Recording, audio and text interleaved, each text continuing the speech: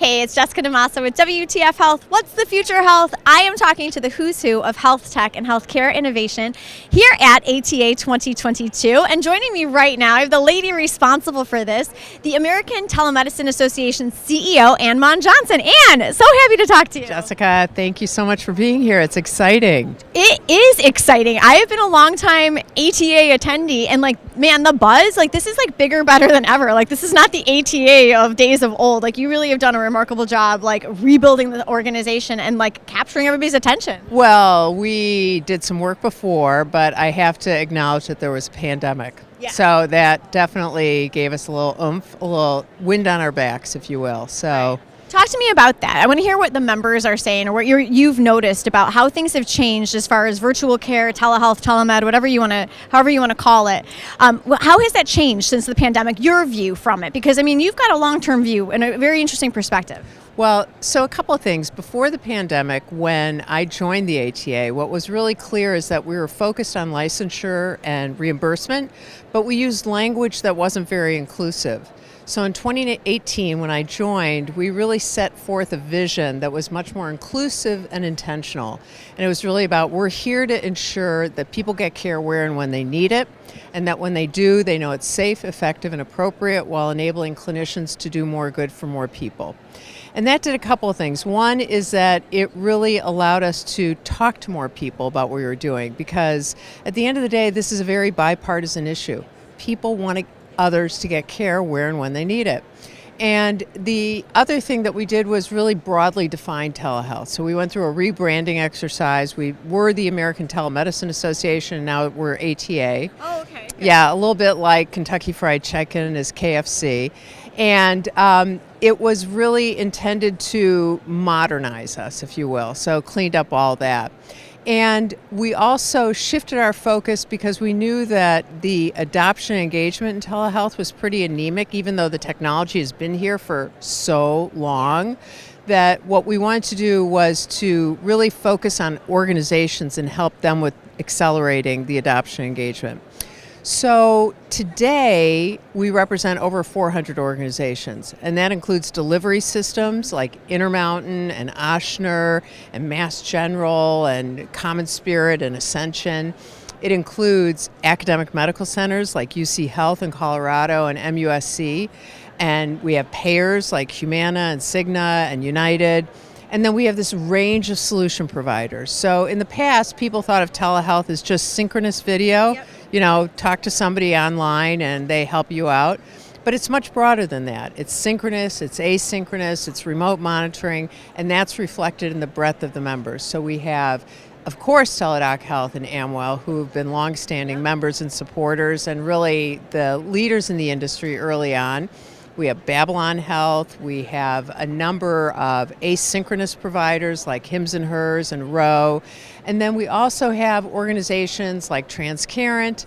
And then we have a lot of organizations that provide technology or enablers. They are of the ilk of high water floats all boats. And that includes those that are like Intel and HP and Amazon and Microsoft. And then the remote monitoring world, which is so important, BioIntelliSense, Validic, Vivify. It goes on and on and on. So this is a very broad and diverse community. And what we said was that our job, starting in 2019 with the public health emergency, was to make sure that the waivers that enable the acceleration in telehealth became permanent. So that's really what we did, and we launched a campaign that engaged a number of members who said, in addition to their membership, they want to support our efforts on the policy side and lobbying. And then we, in fact, were so successful with that in 2020 and 2019, obviously, that we ended up launching ATA Action, which is a 501c6. It's an affiliated trade organization, and we have 22 companies who participate in that. Many of them are members of the ATA, but many of them are not. So that's really. I mean, there's so much in this. I mean, and I mean, like, just even like listening to you talk about the variety of companies that now make up like the ATA core membership or the core group here. I mean, it's just interesting how that category has expanded to include, like you said, remote monitoring, digital health, asynchronous, synchronous, and then to talk about the policy side of things. I'd love an update there. I mean, like, I know things just got extended in terms, but it's like it's still very much an emergency, and well, we might change it. Do you think, like, what is your read on this? Like, tell it to me. Like, what's your feeling? Like, I mean, are we going to go back to where it was before with state licensure, with reimbursement, with originating site, or do you think that things have changed enough? Well, again, I believe that consumers and clinicians have both tasted the forbidden fruit, and it's really difficult to take something away from people. That said, the laws and regulations at the federal level were introduced in 1997. Which was 14 years before the iPhone came out, which is sort of crazy, right? It's a little crazy. So the other thing that happened during the pandemic is that people didn't appreciate beforehand what was happening at the federal level and what was done at the state level. So at the federal level, the originating site, I'm cautiously optimistic, and I think that the other issue that's really important is this idea that you have certain provisions around substance abuse, the treatment of conditions with controlled substances, and there I think that again we're working hard to make sure that the industry is viewed as a modality, that telehealth is viewed as a modality of care, that it shouldn't be treated any differently just because it's a different modality. Right. So telehealth is health in our world. In terms of licensure, what's happened is that obviously you've seen a lot of restrictions reintroduced at the state level. Our job, not only are my colleagues working very hard at the federal level, but they're also working very hard at the state level, because you have states that can really muck things up for everybody. Yeah. So that's what we're trying to make sure doesn't happen. And from an overall perspective, we just don't want to go off that telehealth cliff. So no, we do not. I want to know how, if you were to talk to my audience, which includes a lot of health tech entrepreneurs, a lot of virtual care companies, a lot of folks who are invested in this space, how can we help support this? Like, what is the best way for us to get involved? I mean, is it membership in the ATA? Is it joining your PAC? Like, what is the best way for us to help support the fact that these regulations enabled a lot of business to be done over the last 2 years, and can we pay this back a little bit? Right, you're welcome. You're welcome for that, right? Thank you personally on behalf of everyone. No, I'm joking. Yeah, but it's true that we enabled a lot of this by ensuring, and now what we're seeing is that there are a lot of folks here who are sitting in on sessions with Nate Lackman at Foley talking about, well, what's this business of telehealth? Because truthfully, people need to understand what the nits and grits are of that. So it's membership in the ATA. If they're big on policy or advocacy, it's participation in our ATA action, which as a C6, it's not a PAC, it's just an affiliated trade organization.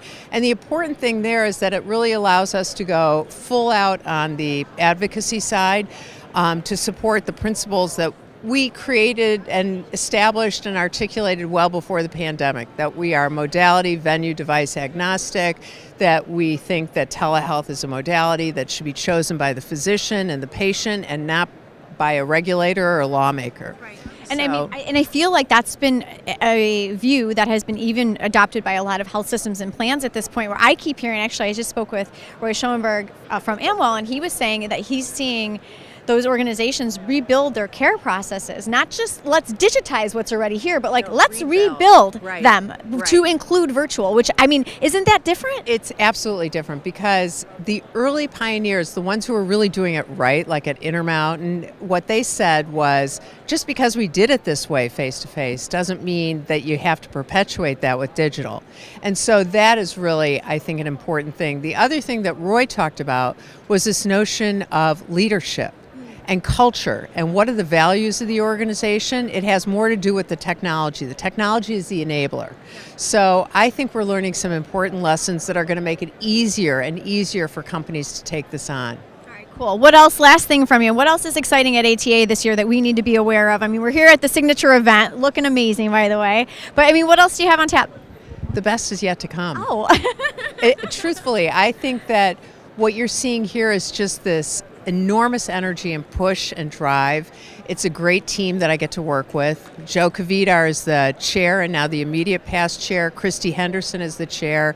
I mean, they're bringing real passion and energy to this. We have a great number of new ads to the board. So this is important. We also are going to do our second Telehealth Awareness Week in September. We launched this during the pandemic because we wanted supporting partners, particularly patient groups, to really have that opportunity to say, yeah, telehealth is important. Yeah. It's not just about, a shiny object. It's really about meeting people where they are, meeting people during their journey. And it's really, to me, as you know, I had done a lot of consumerism in healthcare before the ATA. This, to me, is the consummate expression of consumerism. I love it, Ann. So excited for what's ahead. Thank you so much for everything. Oh my gosh, thank you for everything. I mean, truly, I feel like we would not have had the last 2 years that we have had if it was not for the work of you and your team. So thank you. Thank you very much. All right. Ann Mond Johnson, the CEO of ATA, here at ATA 2022. Great job again on the show. For more interviews with the who's who of healthcare as they are changing the way that we live health and wellness, please check out my YouTube channel over there at youtube.com/WTF Health. We'll talk to you guys soon. Take care.